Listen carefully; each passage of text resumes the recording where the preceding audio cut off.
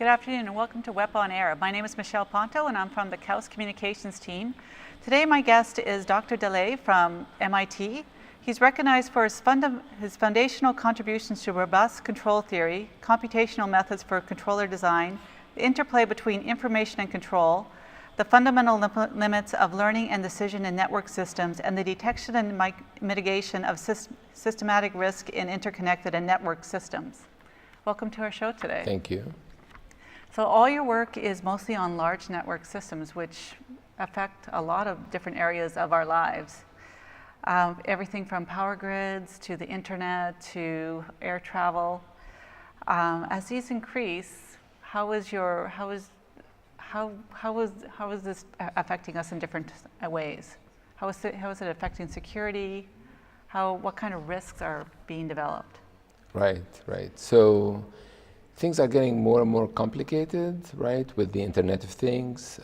Networks are instrumented. There's a lot of local actuation, control, and communication between these components. So there's a lot of room for hacking them or for misinformation that may propagate and cascade into different phenomena.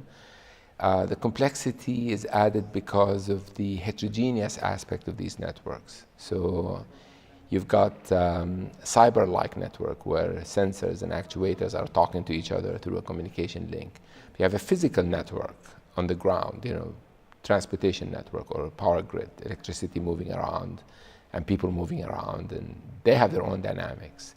But then also there's an added component of people engaged in these systems, us. We make decisions, we decide to do certain things, and based on our decision, things happen. So if you think about a transportation system, it's not just the highways and the streets, it's also the decisions that drivers make. And the way that these decisions are made during congestion or during difficult times, right? And so to be able to model all of this interaction and analyze it and mitigate risk and figure out is basically becoming a more interesting problem. Of course, it's kind of nice for us as researchers because it gives us more opportunities for more interesting and new research. You mentioned the complexity between human decisions and smart decisions, the decisions that are coming from IoT. How is this complexity kind of interplaying? Because things are becoming more and more integrated, things are becoming more and more smart operated or sensor operated, but there is, like you said, there is still the human element. How are things changing? The IoT is enabling the human component, right? So all of us move around with our smartphones. We look at the state of the system, whether it's a transportation system or the stock market, right? And then we're able to engage that system through our actions. So the IoT is enabling us. Now the question is, how is our decision made? Well, there's some information that comes to us, and we base our decisions based on the information that we get. So depending on how accurate the information is, and our sentiments, because we're people and we are subject to manipulation, we make different kinds of decisions. So just because we have, the IoT is clearly an enabler, but it doesn't impact how we make our decisions. So other mechanisms have to be in place to help us make our decisions, either recommendations or incentives through pricing, or if you think about the move towards real-time demand response for the power grid. Why? Because we want to eliminate excess energy consumption. So we would like to incentivize people to think about how they're using electricity. But how do you do that? If I told you, why don't you just lower the level of air conditioning in your home because that helps the population, you may or may not do it. But if I, for example, somewhere outside Saudi Arabia, for example, elsewhere where energy is very expensive, I tell you that you can save 20% on your bill by letting me control your thermostat, you may like that. And so I have to understand your situation, and I have to make you an offer that will make you participate. And that aspect of, we call that mechanism design, it's about incentivizing proper behavior and collectively getting everybody participating in the right thing. It's a lot more complicated than controlling something on the ground and saying, oh, I can change this because I have total control. So the interplay is very interesting, and it's just we're beginning to understand how to do it well, But certainly Internet of Things is enabling it, and it's becoming real. You can't escape it right now. That is interesting. I never thought about how that the Internet of Things can control everything, but it does take our permission or our appreciation of what they can control to actually enable it to happen and make a difference in our lives. Right. How fast do you, because you mentioned it sounds like this could start happening right away. Is it happening right away? It's happening. I mean, definitely right now. If you think about transportation systems in places like Singapore, they're very advanced because they utilize the sensed information, the measured information. So they have automated toll system, right? So the pricing of certain highways is a function of congestion. They have real-time lane assignments, so the capacity of the road changes depending on real time. So sometimes part of the lanes are given to the opposite traffic. They control the traffic lights in real time based on traffic. And traffic is controlled by decisions from people. And then as a result, people respond to the incentives, namely in this particular case, how much they have to pay per street. This is all happening and it's running in real time. And there have been some hacks where people understood exactly where the bottleneck is, hacked the traffic lights, and caused major congestions for several hours. And now you have to understand how to prevent that kind of hacking from coming on the ground. So it is happening, and it's happening very rapidly. That's interesting because it sounds like when you're first describing it, it's like a utopia, man and machine kind of working together. But then you have these hackers or these things that happen that cause something, a risk within the system. As we become more and more integrated with IoT, how are these risks increasing? Yeah, I mean, there's a sort of a conservation law, so to speak, right? You can robustify the system in certain ways, but then it becomes vulnerable in different ways. We call those unintended consequences. You do something, and then it has, and we're constantly, toggling, trying to figure out, by improving our designs in a certain way, do we create vulnerability elsewhere? And we're always, as researchers, thinking about how these things emerge. I don't think we'll ever be safe 100%. That's not possible. You can prove a folklore theorem that says that every system, every interconnection has vulnerability. Every interconnection has vulnerability. The only issue is how do you transform the system to a safe mode once you detect that vulnerability. And I think that's where we try to minimize these kind of fragility in the system, but then when we detect them, how do we figure out how to mitigate them and how to transition the system to a safe mode. So things are emerging all the time, new things are happening, and as devices coming to our homes and the complexity of all of this is rising, and as a result, I think the possibilities for either intrusion, hacking, or just natural unintended consequences that cascade are going to increase. And that leads me to my next question. We often talk about hacking, but there are a number of different types of vulnerabilities that can happen to a network system. Talk about some of these different ones that could happen. Well, obviously, in the context of a power grid, for example, many of the things that we faced in the past in terms of outages are not hacks. They're a consequence to a weather phenomenon. And things that are fairly simple, like a tree falls on a distribution line, breaks the distribution line, increases the load elsewhere, that cascades into a bunch of failures. And the 2003 blackout in New England was actually caused by a tree that fell because of a thunderstorm.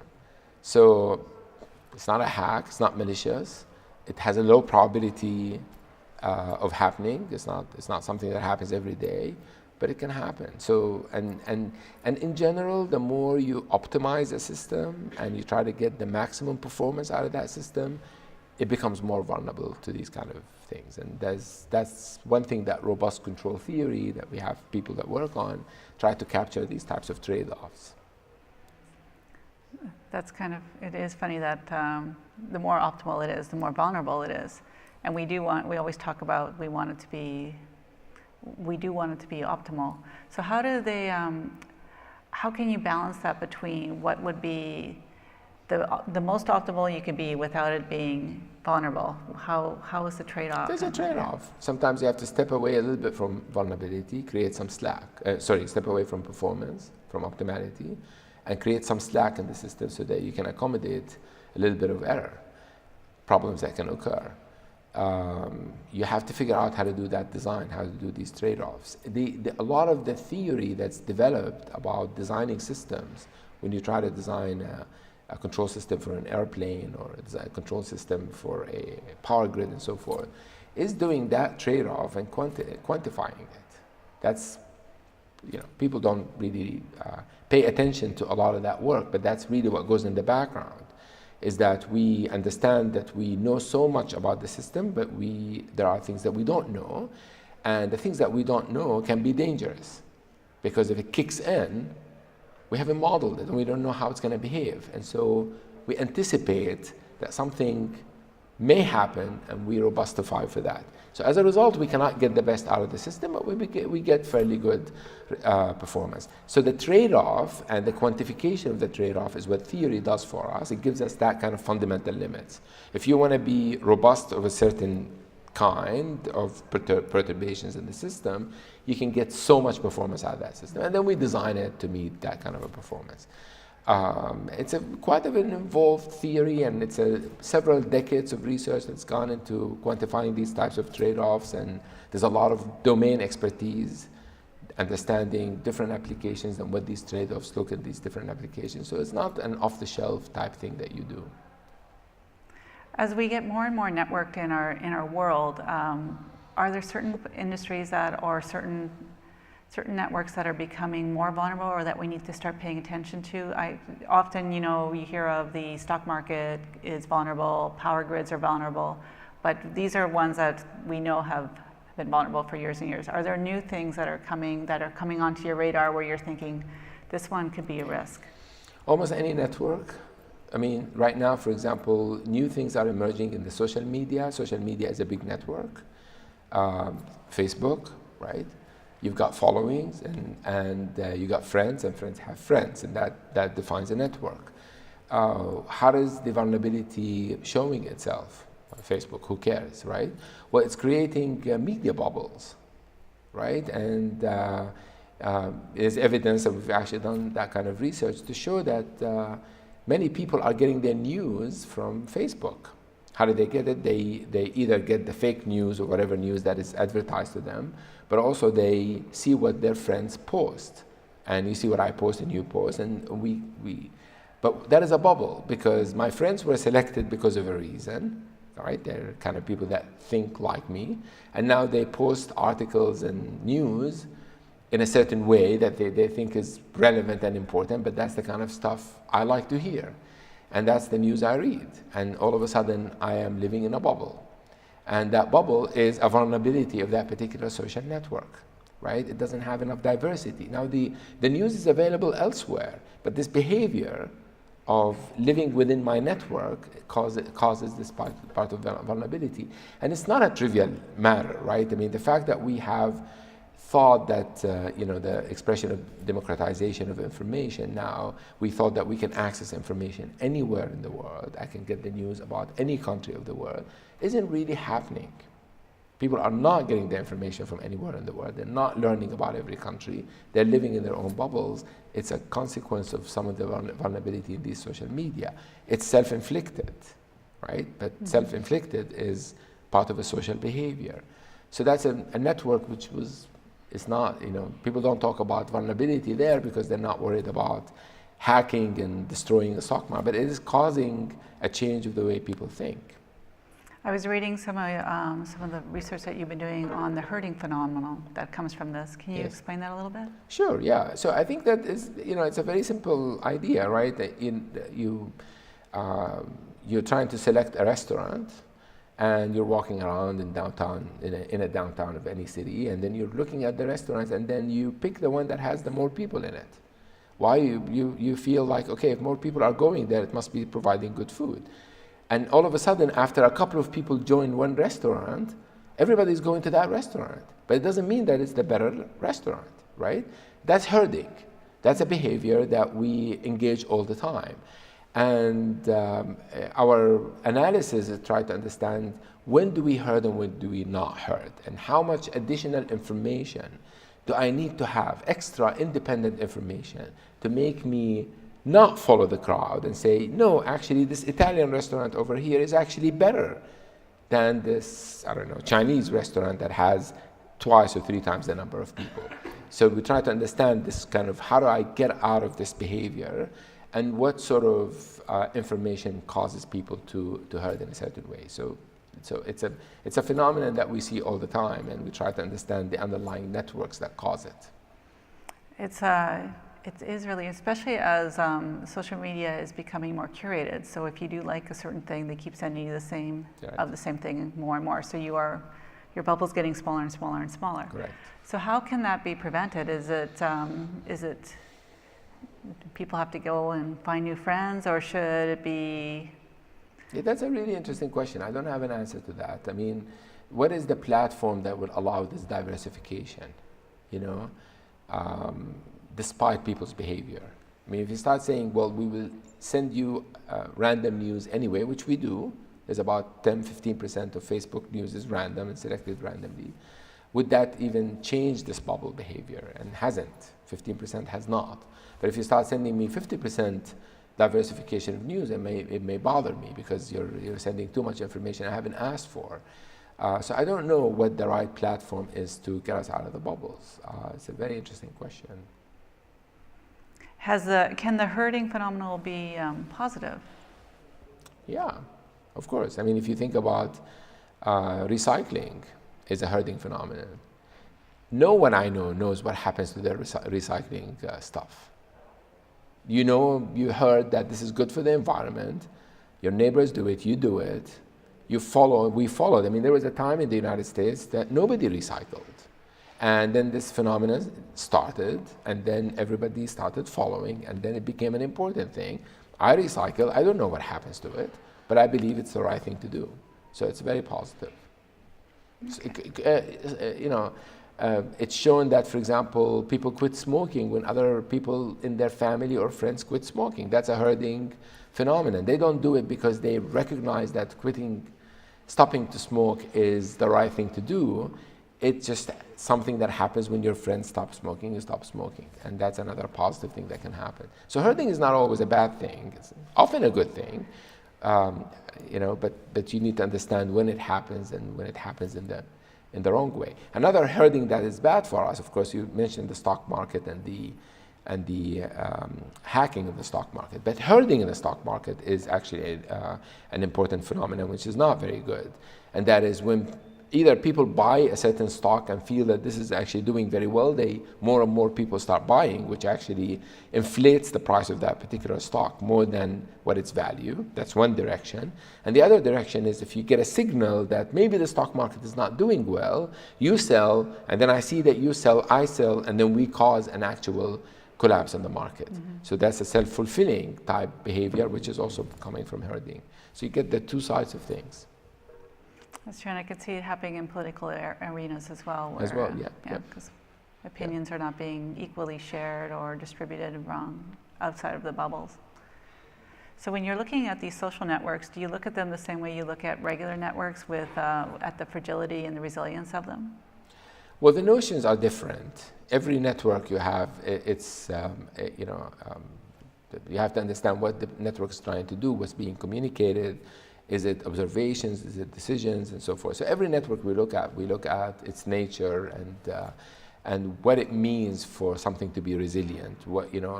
In political and social networks, we talk a lot about consensus.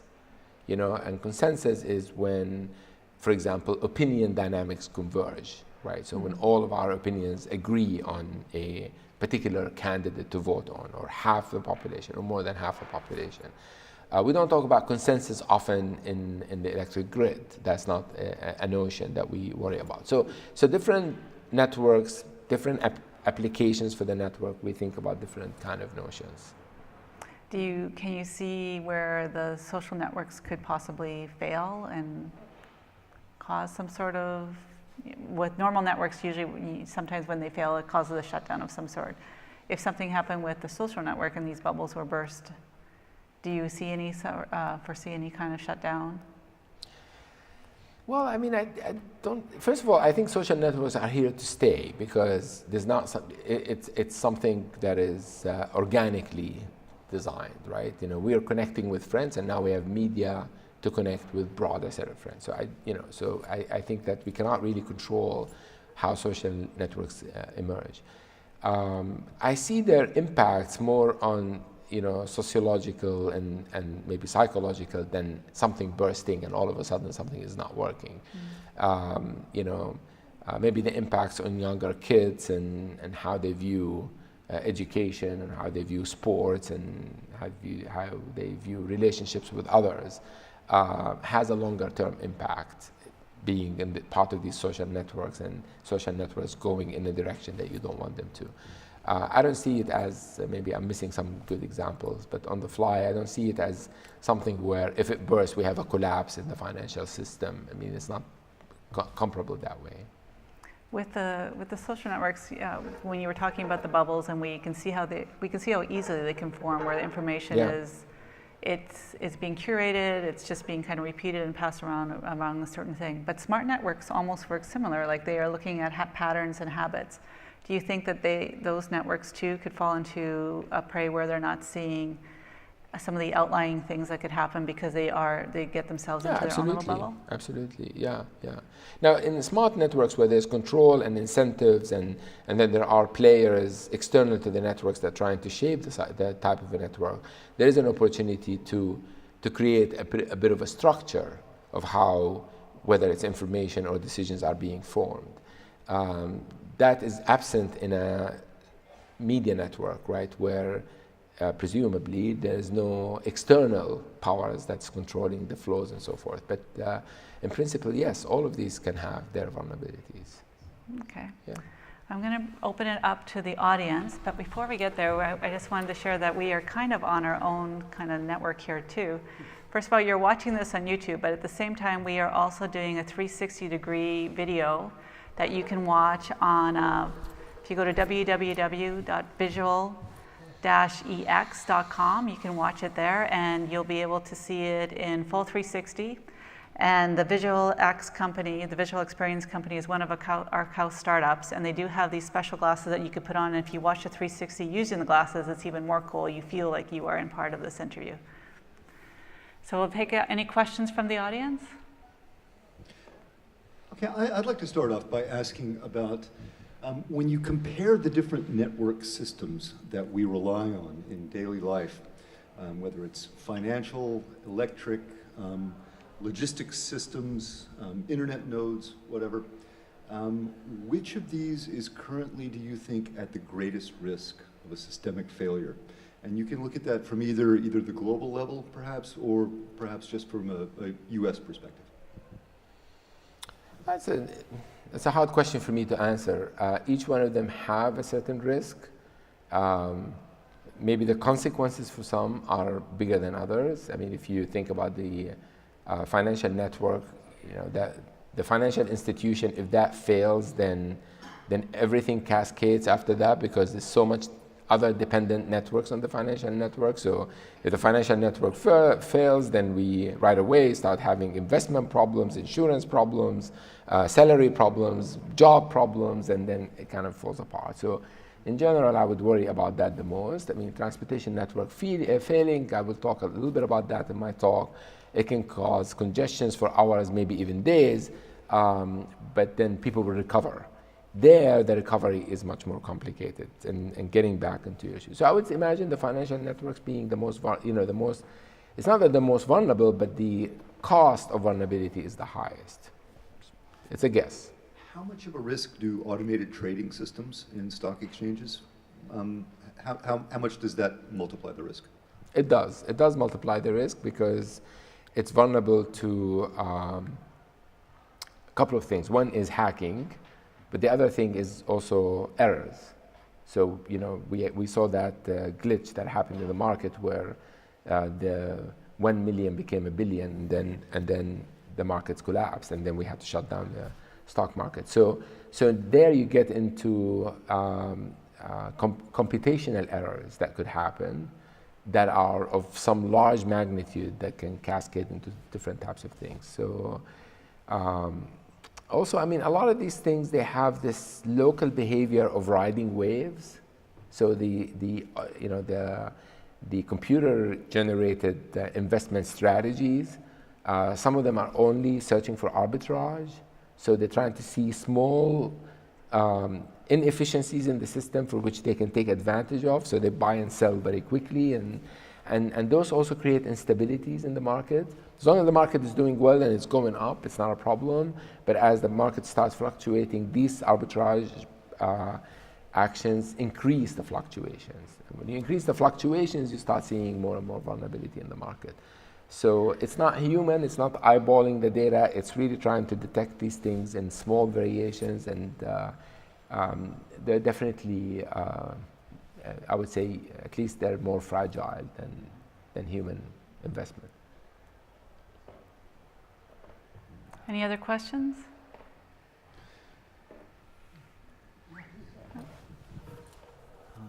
So I don't know what are your thoughts on this, but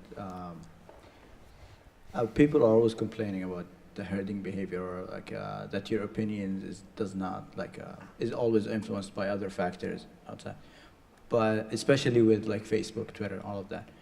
But realistically speaking, I don't know if there is a measure of how much people were influenced by this herding behavior before Twitter and Facebook and after, because I feel like it's there anyways. Maybe it's even better now. So I'm not sure if you have thought of that. I recently heard a talk about this, and there was an experiment that was, because we don't have the data from before, so we really don't have a network to compare to.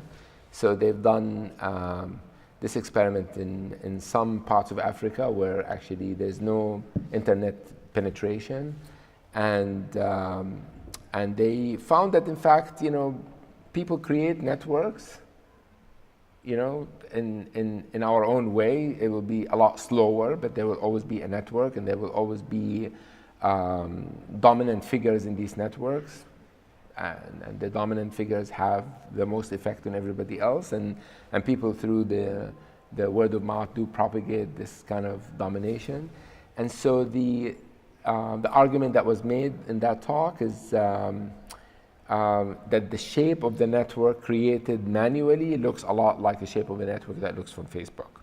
So because the shapes of the networks are similar, you would imagine that the contagion or the herding phenomenon is similar. You gotta take that with a grain of salt, because you get millions of data points in the social network and you get hundreds of data points in the actual experiment, and these are probabilistic analysis. But it's at some level, to some approximation, there's a lot of similarity. So the bottom line is this, right? Social networks are not random networks. They are random networks, but they're not arbitrary, not random networks. There's a distribution under them, and they have certain characteristics and properties that form, namely, as I described, there are influential people, and the people that have most followers, and these people, their action gets followed more than anybody else, and they are impactful in the network. And the evidence shows that that type of network behavior existed before Twitter and Facebook, that this kind of influential structure exists. So it may be that it's very much similar, and this is a faster scale. I have a question on this. Do you think, I totally agree that the herding phenomenon has always existed, but do you think that the way we consume knowledge now, because now everything is bite-sized, everything is small, it's consumable. Before you would watch maybe 30 minutes of news, waiting for your segment to come on that you really wanted to hear, but you were somehow exposed to all this other stuff because you had to be patient and watch it all. Now you can just get the one little piece that you want. Do you think that's intensifying the herding experience?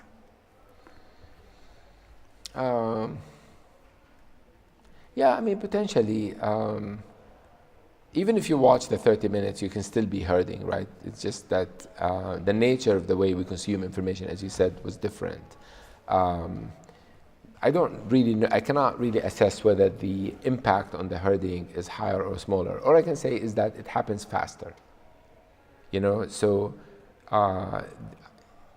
we are able to access the information and then act on it, and then someone can see that and act on it in a much higher, faster time scale than the older time scale. But all of this stuff existed before. Now, when I say before, we didn't have the data, we didn't measure it, so we didn't really have a good understanding of what these channels are and how they impacted things. But in principle, I think it probably, in terms of magnitude, it probably was there. I don't know for sure. Okay. Any other questions from our audience? I'd like to throw one out about the wisdom of crowds.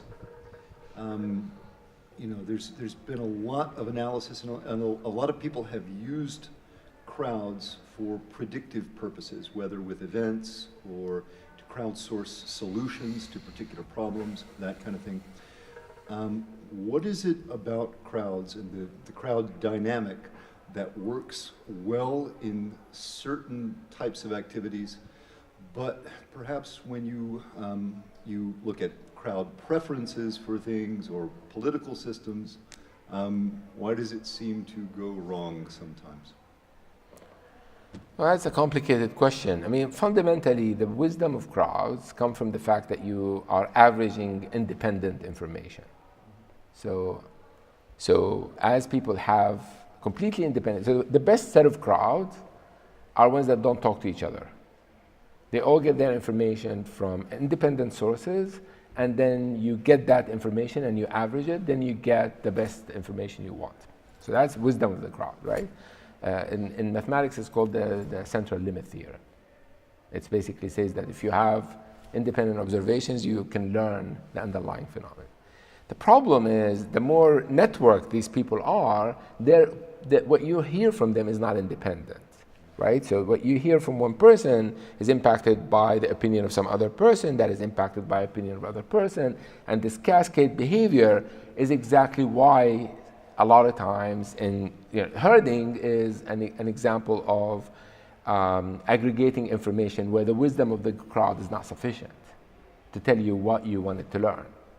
So herding is a place where, in a way, if you herd around the wrong decision, for example, then the crowd didn't help you.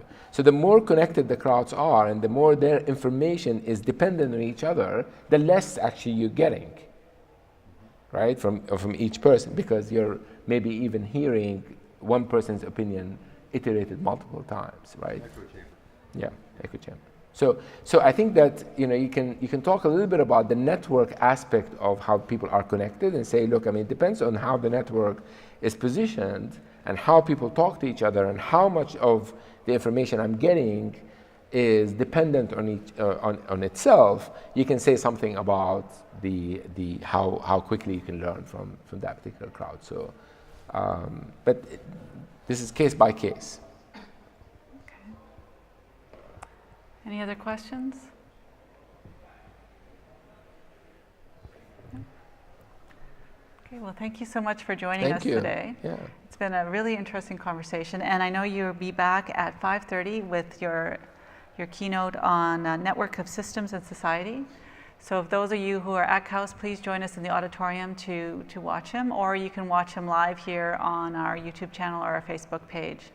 And again, for those of you who are watching, and if you want a totally different experience, tune in, go to www.visual-ex and come see the 360 experience. It is very, very cool. Thank you.